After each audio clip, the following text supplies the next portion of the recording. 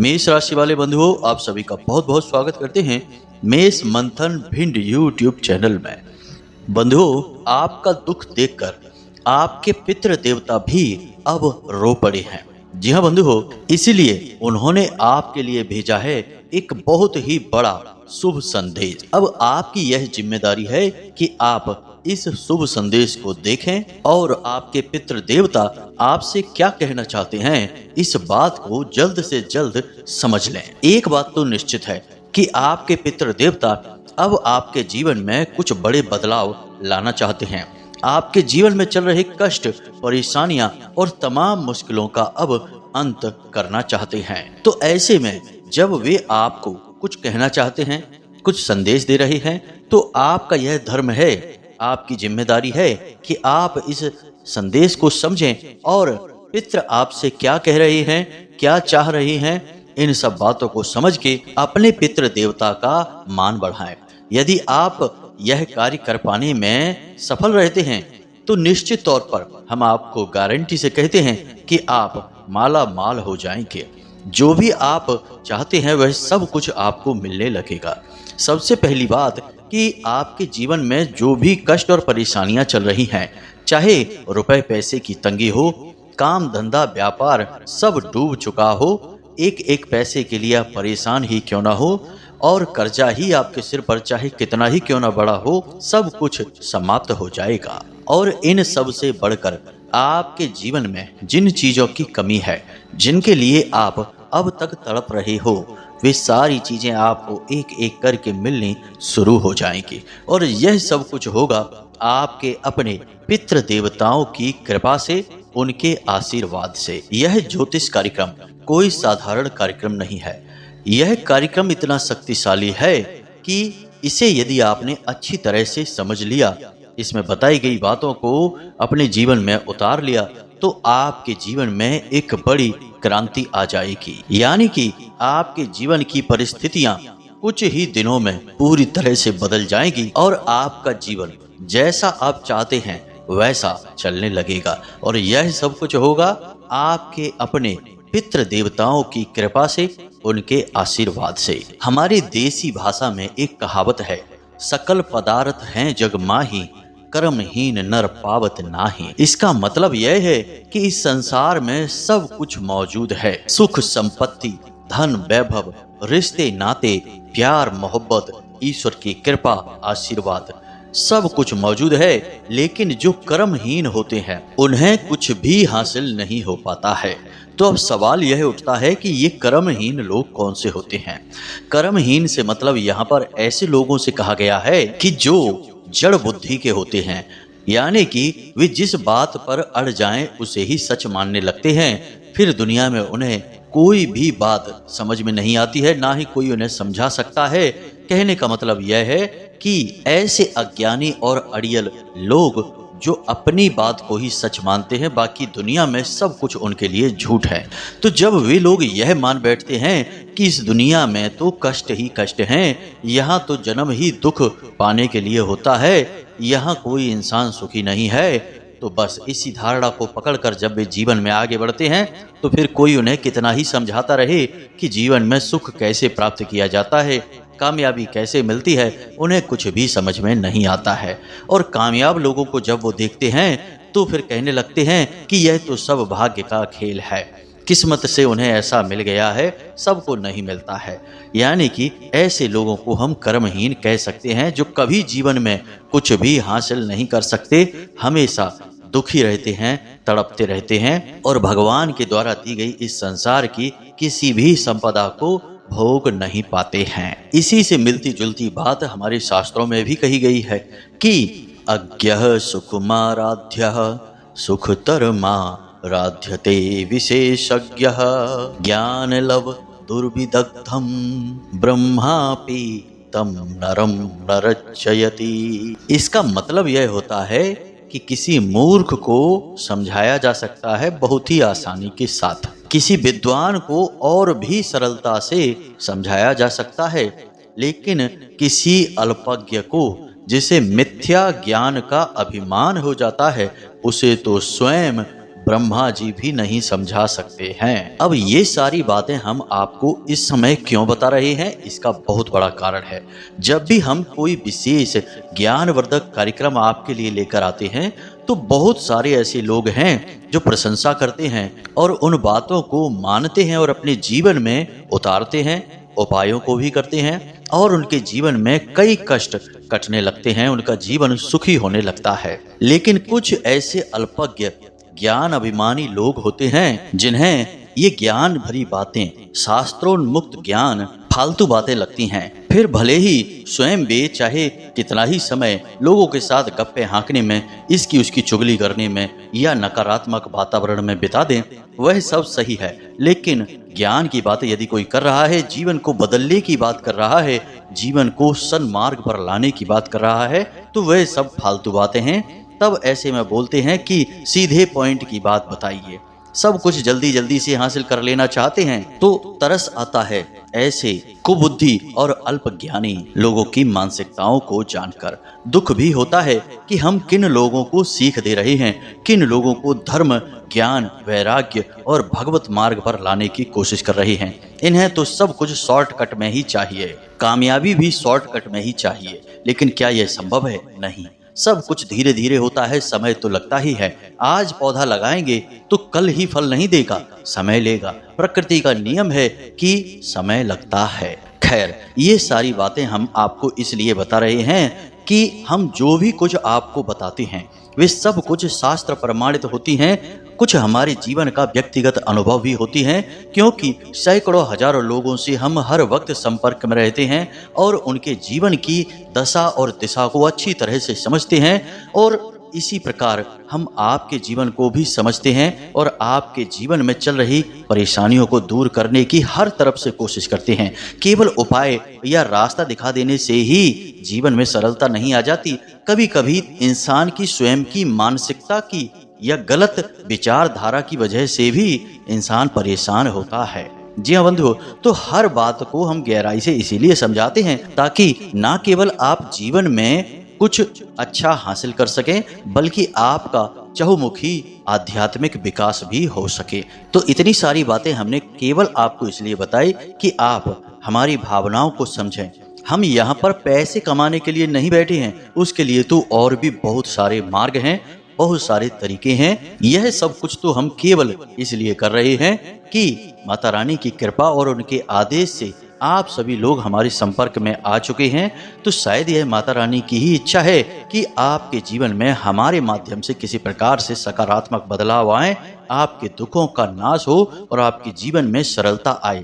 ना केवल आपको सुख प्राप्त हो, बल्कि आपको आध्यात्मिक उन्नति भी हासिल हो, आपका मन भगवान की भक्ति में लगे, जीवन में आपके ज्ञान और वैराग्य की उत्पत्ति भी हो। तो चलिए आज के मुख्य विषय को शुरू करते हैं और आपको बताते हैं पितृ देवताओं के द्वारा भेजा गया आपके लिए वह बड़ा संदेश जो आपके जीवन में क्रांतिकारी बदलाव लेकर आने वाला है। साथ ही साथ जब आप अपने पितृ देवता के इस संदेश को समझ लेंगे और जान लेंगे तो फिर आपको कौन से वे जरूरी बदलाव हैं अपने जीवन में जो लेकर आने हैं, ताकि पितृ देवता हमेशा आपसे प्रसन्न रहें और आपको आशीर्वाद देते रहें। कार्यक्रम बहुत ही ज्ञानवर्धक है और आपके जीवन में निश्चित क्रांतिकारी बदलाव लेकर आएगा।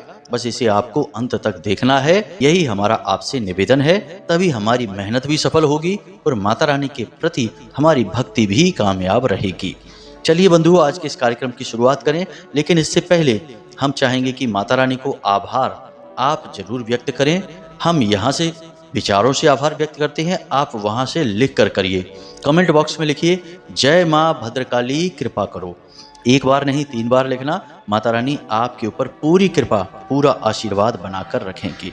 इसी के साथ साथ बंधुओं, हम चाहेंगे कि यदि आप इस चैनल कार्यक्रम पर पहली बार आए हैं तो आप इस चैनल को सब्सक्राइब अवश्य कर लें। बगल में जो सब्सक्राइब का बटन है उसे अभी दबा दें। ऐसा करते ही आप न केवल हमारे बल्कि माता रानी के दिव्य परिवार के सदस्य भी बन जाएंगे और सीधे धाम से भी जुड़ जाएंगे। फिर माता रानी की सीधी कृपा आप तक अपने आप पहुंचने लगेगी। जो भी छोटे बड़े अनुष्ठान पूजा पाठ हम यहाँ करवाते रहते हैं, उन सब का कहीं ना कहीं थोड़ा बहुत पुण्य फल प्रतिफल आपको प्राप्त होता रहेगा।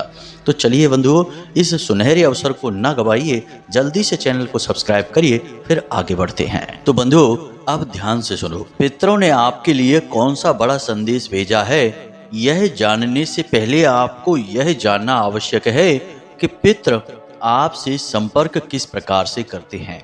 तो गरुड़ पुराण के अनुसार पितरों के संपर्क करने के 3 मुख्य माध्यम होते हैं, जिनमें स्वप्न सबसे बड़ा माध्यम है।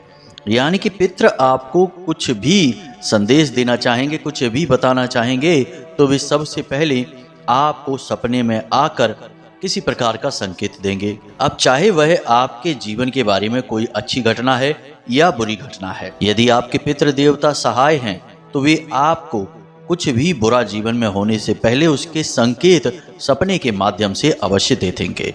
हमारे एक जानने वाले हैं, उन्होंने हमें एक बार बताया कि उनकी धर्म पत्नी बहुत अधिक बीमार चल रही थी, स्थिति बहुत ज्यादा गंभीर हो चुकी थी और इलाज में भी बहुत अधिक पैसा खर्च हो चुका था। उनके बचने के बहुत ही कम चांस थे। डॉक्टर भी कह चुके थे कि बहुत अधिक कमजोरी आ चुकी है और छोटी छोटी कई समस्याएं उनके शरीर में थी, जैसे लीवर में और किडनी में तरह तरह की समस्याएं। तो कुल मिलाकर यह था कि निराशापूर्ण जीवन हो चुका था। तभी एक दिन सपने में उन्हें उनकी दादी यानी कि उनके पिताजी की माताश्री आईं और उन्होंने उनके सिर पर हाथ फेरा और हाथ फेर कर कहा कि तुम्हें डरने की कोई आवश्यकता नहीं है, हम तुम्हारे साथ हैं और बहुत जल्दी तुम्हें इस परेशानी से मुक्ति प्राप्त हो जाएगी। अब यह संकेत शुभ संकेत है, क्योंकि पितृ देवता ने स्पष्ट तौर पर आकर सपने में बता दिया है कि वे मदद कर रहे हैं। अब चमत्कारी ढंग से कुछ ही दिनों में उनकी पत्नी की सेहत सामान्य इलाज से ही ठीक होनी शुरू हो गई और आज समय यह है कि वे पूर्ण रूप से स्वस्थ हैं। साथ ही साथ उनके इलाज और बीमारी में जो भी खर्चा हुआ, जितना भी पैसा उनका गया, वह भी उन्हें कई गुना बनकर उनके व्यापार के माध्यम से, फायदे के माध्यम से वापस प्राप्त हो गया। तो कहने का मतलब यह है कि पितृ सपने में आकर संपर्क करते हैं, यह सबसे बड़ा संपर्क सूत्र होता है पितरों के लिए। अब दूसरा संपर्क सूत्र क्या है, जरा इसे भी ध्यान से समझिए। तो अब ऐसा होगा कि अचानक से आपके घर के बड़े बुजुर्ग कुछ न कुछ आपके विषय में बोल उठेंगे, जैसे कि आपके जीवन के बारे में कोई भविष्यवाणी कर बैठेंगे, या अच्छी या फिर बुरी, इससे कोई फर्क नहीं पड़ता है, लेकिन कुछ न कुछ भविष्यवाणी अवश्य करेंगे। ज्यादातर मामलों में यह देखा गया है कि जब शुभ संकेत प्राप्त होते हैं तभी पितृ आपसे संपर्क करके आपको कुछ भविष्य की झलकियां दिखाना चाहते हैं, कुछ बातें बताना चाहते हैं और थोड़ा सतर्क करना चाहते हैं। तो ऐसा होगा कि आपके घर के बड़े बुजुर्ग अचानक आपसे कुछ ऐसी अजीब बात कह देंगे जिसे सुनकर आप भी चौंक उठेंगे कि इन्होंने ऐसा कहा तो आखिर क्यों कहा, जबकि विषय वह नहीं था। जी हाँ बंधुओं, जैसे ध्यान से सुनिए कि मान लो कि आप लोग साथ में बैठे हुए हैं और आपकी चर्चा चल रही है, तभी घर के सबसे बुजुर्ग व्यक्ति, चाहे पुरुष हो या महिला हो, कोई फर्क नहीं पड़ता है, अचानक से वे कुछ आपके बारे में बोलेंगे, जैसे कि तुम जो दुकान खोलने जा रहे हो वह बहुत अच्छी चलेगी, या फिर ऐसा कह सकते हैं कि तुम जिस यात्रा पर जा रहे हो उस यात्रा पर मत जाओ, कुछ अच्छा नहीं लग रहा है। यानी कि कुछ पूर्वाभास जैसी बातें वो आपसे कहेंगे। आपको सुनकर थोड़ा सा आश्चर्य हो जाएगा कि आखिर इतना दृढ़ विश्वास के साथ ये क्यों कह रहे हैं। तो यह भी असल में पितरों का एक संपर्क सूत्र है। घर के बड़े बुजुर्गों के मुख से वे ऐसे शब्द निकलवाते हैं जो भविष्य के लिए संदेश होते हैं। और तीसरा संपर्क सूत्र, यह संपर्क सूत्र कुछ कुछ नींद में मिले संकेतों जैसा ही होता है। यानी कि कभी आप पूजा पाठ में या ध्यान में या फिर योग में बैठे हुए हैं और अचानक से आपको कुछ ऐसा एहसास होता है कि जैसे कोई आपसे कुछ कह रहा है। अब हो सकता है कि कोई दिखाई दे या फिर ना दिखाई दे, केवल आवाज ही सुनाई दे, लेकिन वह आपके जीवन के विषय में कुछ बात कह रहा होगा। यह भी संपर्क सूत्र है। इस तरह भी पितर आपसे संपर्क करते हैं। अब आने वाले 3 से 5 दिनों में आपके जीवन में इनमें से कोई ना कोई एक घटना अवश्य घटेगी। यानी कि इनमें से किसी न किसी संपर्क सूत्र के माध्यम से आपके पितृ आपसे संपर्क करेंगे और आपके जीवन के बारे में आपको कुछ विशेष और महत्वपूर्ण बात बताएंगे। इसी के साथ साथ आपके पितृ आपसे प्रसन्न हैं, इस बात के कुछ संकेत पितृ देवता देते हैं। अब पितृ देवता सीधे तौर पर तो आपके सामने प्रकट नहीं हो जाएंगे, क्योंकि अब वे इस भौतिक संसार से दूर जा चुके हैं, ऊर्जा स्वरूप बन चुके हैं, वायु तत्व प्रधान हो चुके हैं। तो वे आपसे प्रसन्न होने के कई संकेत कैसे देंगे, इन्हें भी ध्यान से समझिए। यानी कि कोई पक्षी, तितली आपके घर में उड़कर अचानक आएगा और कुछ समय तक वह आपके घर में रुककर फिर वापस चला जाएगा। यह शुभ संकेत है। आपके घर में कोई पक्षी घोंसला भी बना सकता है, या फिर बिल्ली आपके घर में बच्चे दे सकती है, या फिर आपके घर की छत पर कई पक्षी इकट्ठे होंगे, कौआ भी इकट्ठा हो सकते हैं। अब ये संकेत जीवों के माध्यम से दिए जा रहे हैं। कुछ संकेत आपके जीवन से जुड़े होंगे, यानी कि आपके कार्यों में आ रही बाधाएं अचानक से दूर होने लगेंगी। जो लोग आपसे नफरत करते हैं, आपसे शत्रुता मानकर बैठते हैं, आपके लिए हानि पहुंचाने का कोई अवसर नहीं छोड़ते हैं, ऐसे लोग भी आपके मार्ग से या तो हट जाएंगे या फिर अचानक आपके मददगार बन जाएंगे। आपकी परेशानियों का दौर धीरे धीरे समाप्त होने लगेगा। और सबसे बड़ा संकेत कि आपके घर के जो बच्चे हैं वे आज्ञाकारी होने लगेंगे, शुद्ध मार्ग पर चलने लगेंगे। तो इन संकेतों से आप पहचान सकते हैं कि आपके पितृ देवता आपसे प्रसन्न हैं और आपसे संपर्क करने की कोशिश कर रहे हैं। अब अगले 3 से 5 दिनों में आपके पितृ देवता आपसे संपर्क करेंगे।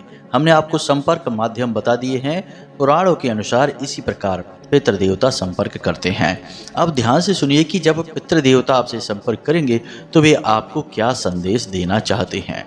याद रखिए बंधु कि कोई भी दिव्य शक्ति यूं ही बिना मतलब में किसी से ना तो कोई संपर्क करती है और ना ही उसे इसकी कोई आवश्यकता है। जब आपकी भक्ति, आपके प्रयास और आपकी मेहनत कठोर हो जाती है, मतलब कि ज़्यादा प्रबल हो जाते हैं, तब दिव्य शक्तियाँ रीझती हैं। और जब दिव्य शक्तियाँ रीझती हैं तो वे आपसे संपर्क करती हैं। यही शास्त्रों का ज्ञान है। शास्त्र यही कहते हैं कि दिव्य शक्तियाँ रीझती हैं केवल और केवल आपके प्रयासों से। तो अब आपने पितृ देवताओं को प्रसन्न करने के लिए जो भी प्रयास किए हैं, छोटे बड़े प्रयास से कोई फर्क नहीं पड़ता है। एक बात यहाँ पर हम और आपको बता दें कि यदि आप स्नान करते समय मात्र अपनी अंजुरी में थोड़ा सा जल भरकर पितरों के नाम से तर्पण दे देते हैं, उससे भी पितृ देवता प्रसन्न हो जाएंगे। या सूर्य देवता को अर्घ देते समय भी पितृ देवताओं के लिए मन में ख्याल लेकर आते हैं, तो इससे भी प्रसन्न हो जाएंगे। दिव्य शक्तियों के आगे प्रयास आप किस प्रकार कर रहे हैं यह महत्व रखता है। क्या प्रयास कर रहे हैं इससे कोई फर्क नहीं पड़ता है। मतलब कहने का यह है कि आपका प्रयास करते समय भाव क्या है, आपकी भावनाएं कैसी हैं, आप किस प्रकार से उन्हें समर्पित कर रही हैं, इस बात का महत्व अधिक रहता है। तो जो आपने प्रयास किए हैं उन्हें प्रसन्न करने के लिए, या आप जो विचार कर रहे हैं उन्हें प्रसन्न करने के लिए, हम ऐसे काम करें, यह करें, वह करें, दीपक जलाएंगे या फिर ब्राह्मणों को भोजन कराएंगे, जो भी कुछ आपने विचार बनाए हैं और जो किए हैं उन सब से आपके पितृ देवता आपसे प्रसन्न है। अब पितृ देवता बड़ी आसानी से प्रसन्न हो जाते हैं। इसका कारण यह है कि उनका भावनात्मक लगाव आपसे दूर नहीं होता। जब तक कि उन्हें पुनर्जन्म प्राप्त ना हो जाए या फिर दिव्य धाम में प्रवेश ना प्राप्त हो जाए, तब तक वे आपके ही बनकर रहते हैं, आपसे भावनात्मक तौर पर जुड़े रहते हैं। तो ऐसे में आप जरा भी प्रयास यदि करें तो वे आपसे रीझ जाएंगे, प्रसन्न हो जाएंगे। अब जब वे आपसे प्रसन्न होंगे तो सीधी सी बात है कि आपके पुरखे पूर्वज हैं, आपसे प्रसन्न होंगे तो आपको क्या आशीर्वाद देंगे। आप जीवन में तरक्की करें, आगे बढ़ें और जो भी कार्य करें धर्म को साथ में लेकर चलें। जी हाँ बंधु, जीवन में सफलता पाने के कई रास्ते होते हैं। कुछ लोग धार्मिक रास्ते से आगे बढ़ते हैं और किसी को हानि नहीं पहुंचाते। उनकी चाल थोड़ी धीमी अवश्य होती है, लेकिन उनके कार्यों में बहुत बल होता है। उनका पौरुष बहुत शक्तिशाली होता है और उनके कर्म की शक्ति से पुण्य इकट्ठा होता रहता है। लेकिन कुछ लोग शॉर्टकट में चलते हैं, सरल मार्ग अपनाते हैं, दूसरों का शोषण करने लगते हैं और उससे भी पैसा कमा लेते हैं। जीवन में अमीरी आ जाती है, शांति सुकून नहीं आ पाता है, क्योंकि उनका पौरुष, उनका कर्म बल कमजोर होता है, जो कि उनके दुर्भाग्य का निर्माण करता है। आज नहीं तो कल उन्हें कष्ट प्राप्त होंगे ही। हाल हाल में तो ऐसा लगेगा कि हाँ भैया पैसा खूब आ गया है, अब तो मजे ही मजे, आनंद ही आनंद है। लेकिन इस प्रकार कमाया गया पैसा पितरों को रास नहीं आता। पितृ श्राप देने लगते हैं, दुखी होने लगते हैं। तो अब आपके जीवन में तरक्की का समय आ रहा है। कई ऐसे विशेष योग हैं जो आपके जीवन में बनने वाले हैं। इन्हें पितृ देवता की कृपा या आशीर्वाद से बनने वाले योग ही कहेंगे, जो आपके जीवन में बदलाव लाने वाले हैं। अब पितृ देवता का आपके लिए मुख्य संदेश क्या है, इसे आप जरा ध्यान से सुनिए। सबसे पहला संदेश पितृ देवता आपको यह दे रहे हैं कि जीवन में चाहे जैसी भी स्थिति में रहो, कुछ भी करो, परंतु धर्म का मार्ग बिल्कुल न छोड़ो, सत्य का मार्ग बिल्कुल मत छोड़ना, कभी किसी को पीड़ा मत पहुंचाना। किसी को भी पीड़ा पहुंचाकर आप सुखी नहीं हो सकते हो। कुछ समय के लिए क्षणिक सुख तो आपको प्राप्त हो सकता है, परंतु आगे चल के भयंकर पीड़ा आपका इंतजार कर रही है। तो ऐसे सुख की ओर न भागें, हमेशा सत्यता के मार्ग पर चलकर ही कामयाबी हासिल करने की कोशिश करें। दूसरा संदेश पितृ देवताओं का यह है कि कर्म की शक्ति को पहचानें। जी हाँ बंधुओं, हमेशा यही ना सोचते रहें कि जीवन में बहुत परेशानी है, बहुत कष्ट है, बहुत कर्जा है, व्यापार नहीं चल रहा है, पैसे आ ही नहीं रहे हैं। आप तो बस कर्म करते रहिए, व्यापार चले या ना चले, समय से अपनी दुकान खोलिए, समय से उसे बंद करिए, अपनी नौकरी पर समय से जाइए, पूरी मेहनत और ईमानदारी से कार्य करिए। फिर चाहे कोई उसका सम्मान करे या ना करे, आज नहीं तो कल आपकी अच्छाई की विजय हो ही जाएगी।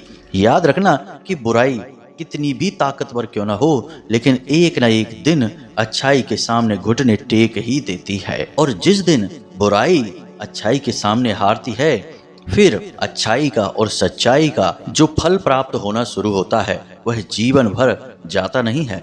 फिर जो अच्छा समय शुरू होता है, वह कभी बदलता नहीं है। तो अपने कर्म की शक्ति को पहचानें और हर काम समय पर करें, बिल्कुल भी आलस न करें, किसी भी काम को बिल्कुल भी ना टालें।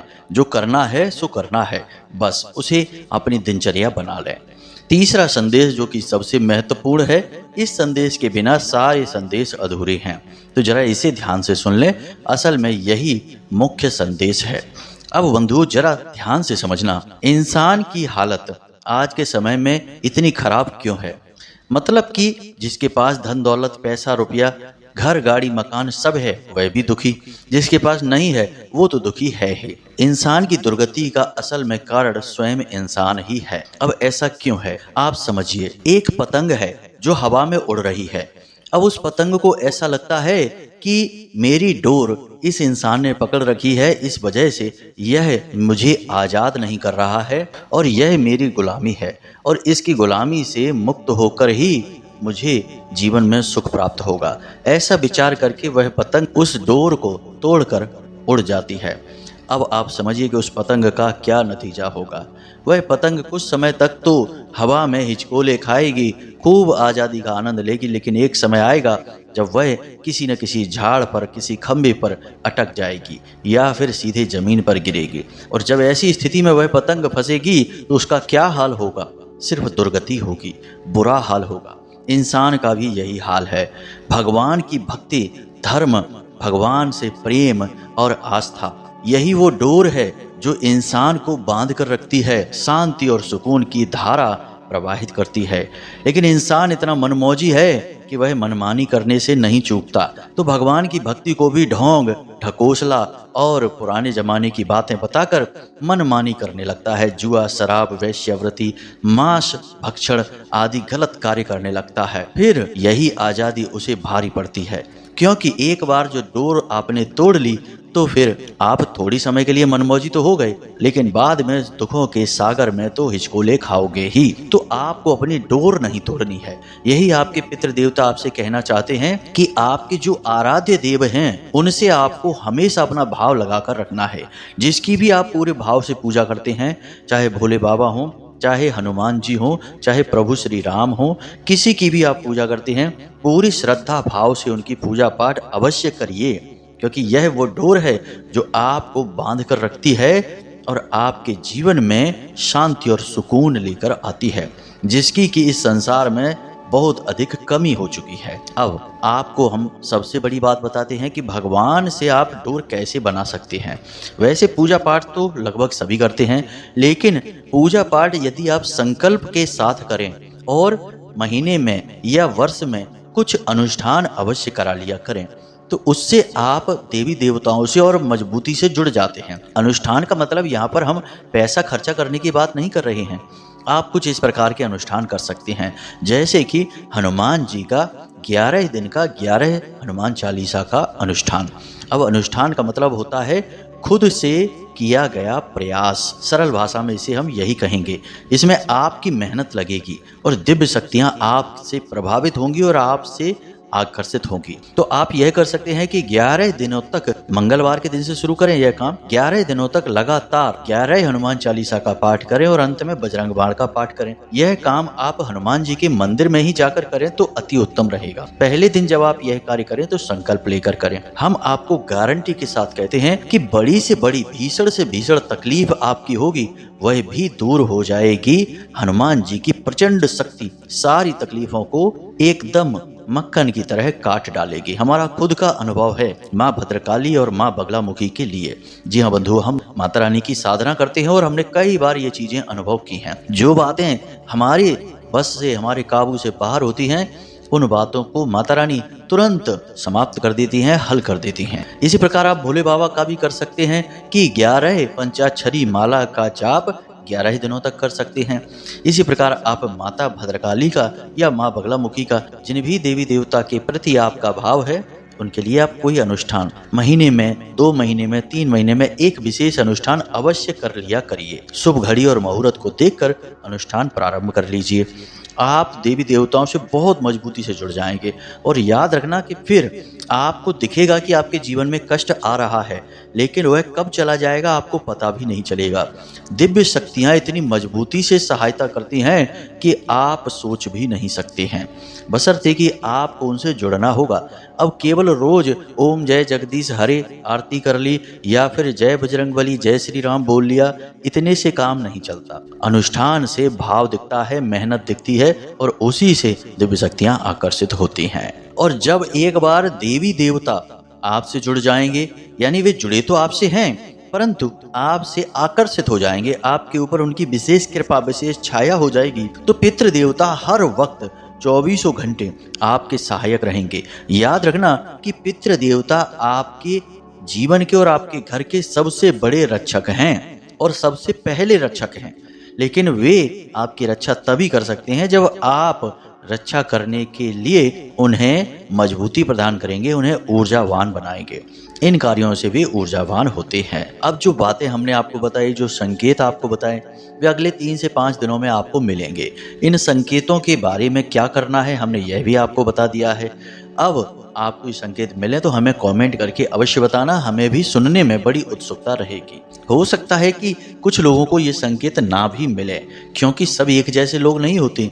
कुछ लोग गलत कार्य करके पितृ देवताओं को नाराज भी कर देते हैं, तो उन्हें कोई संकेत नहीं मिलेंगे। उन्हें तो बस सपने में सांप, भूत प्रेत और डरावनी चीजें ही दिखाई देती रहेंगी। सोने में बेचैनी रहेगी, प्रेम से नींद नहीं ले पाएंगे। बस यही उनके संकेत हैं। तो मित्रों, ये सारी बातें जो आपको बताई हैं हमने, इन्हें अपने जीवन में उतारिए और अपने जीवन को सरल बनाइए। वैसे तो सब कुछ हमने विस्तार से आपको बताया ही है, लेकिन यदि आपको फिर भी मन में कोई प्रश्न उठे तो आप कमेंट करके पूछें या डिस्क्रिप्शन में दिए गए व्हाट्सएप नंबर पर मैसेज करके भी पूछ सकते हैं। इसी के साथ साथ आज की इस वीडियो को विराम देते हैं। हमेशा हंसते रहिए, मुस्कुराते रहिए, सकारात्मक रहिए और माता रानी में, भगवान में अपनी आस्था और विश्वास बनाकर रखिए, क्योंकि आपका उद्धार यहीं से होना है, यानी कि माता रानी की कृपा और आदेश से ही। तो चलिए प्रेम से बोलिए, जय माई की, जय माँ भद्रकाली, जय पितृ देवता। माता रानी और पितृ देवता आपका कल्याण करेंगे। धन्यवाद।